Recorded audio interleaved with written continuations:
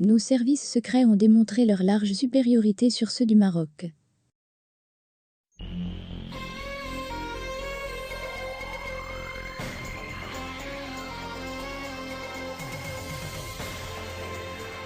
Les mesures successives prises par l'Algérie contre le Maroc ont assommé le Makzan. Les services de renseignement marocains, décrits comme efficaces au point que le patron de la DDST a été décoré par le ministre de l'Intérieur français, ont prouvé leur inefficacité totale. Formés par les Français, les officiers de la DDST, Sécurité intérieure, de la DGED, Renseignement extérieur, et de la DGSSI, Sécurité des systèmes d'information, demeurent prisonniers des quelques enseignements qu'ils reçoivent durant leur cursus soit en France, soit au Maroc même. Depuis l'annonce officielle des relations qui ont toujours lié le Maroc à Israël, la coopération avec le Mossad et le Shin Bet s'est accélérée et cible directement l'Algérie. Mais tous ces efforts entrepris par le régime de Rabat ont été vains. Les services spéciaux de Mohamed VI ont été incapables d'anticiper les coups de boutoir que l'Algérie a assénés au Maroc sur une période courte. C'est que les mesures prises par Alger à quelques semaines d'intervalle ne sont pas banales. Rompre les relations et interdire l'espace aérien représente une gifle retentissante que même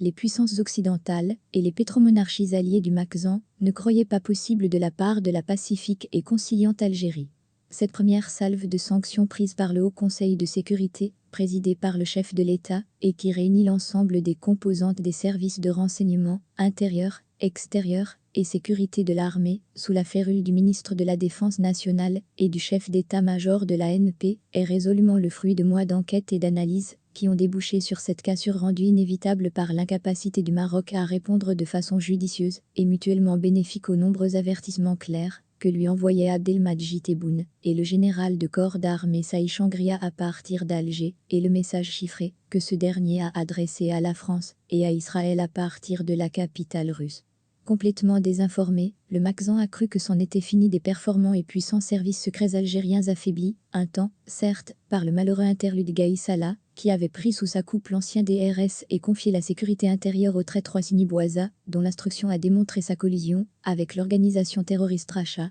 qu'il utilisait pour asseoir son pouvoir et éliminer les officiers honnêtes au fait de ses desseins diaboliques. Des sources informées ont expliqué à Algérie Patriotique que les redoutables renseignements algériens, héritiers du MALG, ne s'appuient jamais sur un seul homme, quand bien même le général Toufik aura présidé un quart de siècle aux destinées du département du renseignement et de la sécurité. Cette longévité, nous explique-t-on, trouve son explication dans la volonté de l'État d'assurer une stabilité à cette institution névralgique, d'autant que le DRS a vu le jour au moment de la grave crise sécuritaire des années 1990. Durant cette même période, les services secrets algériens avaient repéré le fondateur du groupe terroriste sanguinaire GIA, Abdelakli Yada, au Maroc même, ce qui prouve que ceux-ci sont capables de s'incruster jusqu'au cœur du palais d'El Méchoir et de toutes les autres institutions du royaume. Face aux gesticulations bruyantes et complètement contre-productives des services secrets marocains, leurs homologues algériens opposent une discrétion à toute épreuve, apprise à l'école d'Abdelafi Boussouf, qui a mis l'effacement et la furtivité au cœur du dispositif du renseignement durant la guerre de libération.